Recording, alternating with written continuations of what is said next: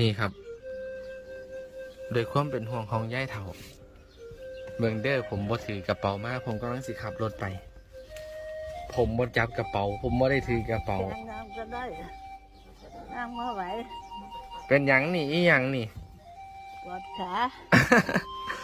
บ่ได้เอาผ้ามากันยังนำมาส่งอยู่ซะบ่ น้ำจุ่มอ่ะ อีกแล้ว มาบ้านจ้าเถื่อก็คือเก่าเป็นห่วงคือเก่าเอาอีหยังหั่น ใส่ไว้ให้เนี่ย เอาหยังให้ เอาเงิน ย่านบ่เอาหลายเอาขึ้นไว้ไงเฒ่าเอาขึ้นไว้ก่อน โอ้ย บ่เอา คิดว่าเอากระจูสิเฮ็ดจังไดลูก เป็นหยัง บ่มีเงิน เป็นหยังคือฮู้ว่าบ่มีเป็นหยังคือสิฮู้ว่าบ่มี ฮะ เป็นหยังคือฮู้ว่าบ่มีเงินเนี่ย แม่ชอบเบิ่งแล้วมันบ่มีมันนอน ซอกกระเป๋าน่ะ เออ ไปซอกจะได้โอ้ยเอาร้อยซองฮอดกระเป๋าเฮา เออ ซอกเบิ่งแล้วว่าบ่มีเงินซั่นบ่ เออนี่หน่อยนึงเท่านั้น เบิ่ง จะไปสิเฮ็ดจังได ย่านเฮาบ่เอาหลายคุ้มเอายัดเอาไว้โลดบ่เอาดอก เอา ยายเฒ่าเอาไว้ซะ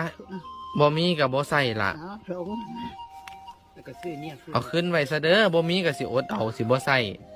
เอาผ้าเอาไปไว้ใส่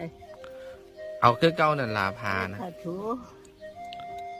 ยายเฒ่าก็เอาไว้ซะก่อนเงินน่ะ เออ ฮักหลายซั่นบ่แพงหลายซั่นบ่ หลายสายันบ่มีแล้วใช่ เป็นห่วงซ้ำใดนี่ เป็นห่วงก็ เบิ่งใส่เอาโจกออกมาดิเอา เอ๊ะ โจกออกมาดิสีเหลี่ยมกับหลานสีร้อยเอาใส่กระเป๋าให้ เป็นหยังคือบ่บอกเอาให้ดีๆ คือบ่กล้าได้ให้คือบ่ได้ให้ หยิบมาเอา ผมปฏิเสธไป ให้เอา คันได้ให้มันสิบ่เอาแม่นบ่ เออไป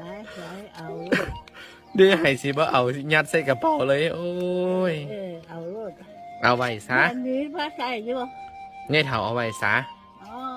บ่ใส่ล่ะ จะไว้ให้หนัง เอาไว้โดดเด้อบ่ใส่ดอกเด้อ โอ้ย เอาไว้ ไป ซะ แน่เอาน้ำแน่แน่แน่ดีโจนเด้อ จะสตาร์ทรถบ่ เอาไว้ซะเด้อ แม่ก็มีอยู่